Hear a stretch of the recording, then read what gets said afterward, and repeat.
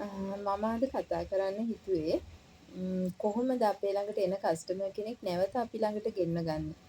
ඉතින් හරිම වැදගත් ඔයාලට.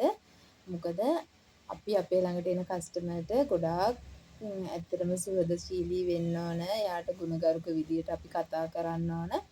මොකද එයා නිසා තමයි අපේ ජොබ් එක මේ රැකියාව රඳාපවතින්නේ. ඉතින් ඇත්තටම මහන්න කවුරු හරි අපේ ළඟට ආවොත් තමයි අපිට රැකියාව තියෙන්නේ.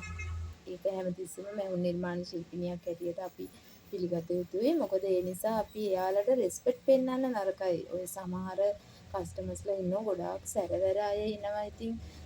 ඉතින් ඒ වගේ අයත් එක්කත් අපි ගනුදෙනු කරනකොට ගොඩාක්ම ඉවසිලිමත් අපි ගනුදෙනු කරන්න ඕන.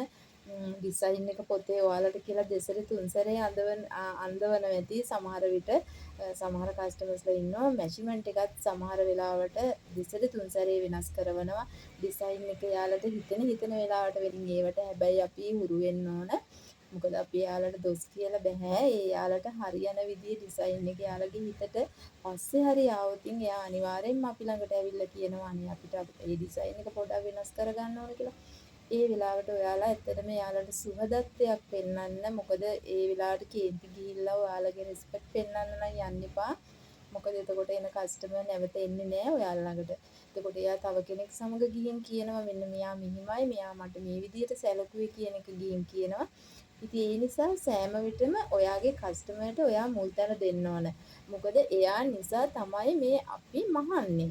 එතකොට අපේ රස්සාව රඳාපවතින්නේ එයා නිසා අපිට මහන්න එන්නේ එයානේ නේද අපේ ළඟට වැඩ අරන් එන්නේ එයා.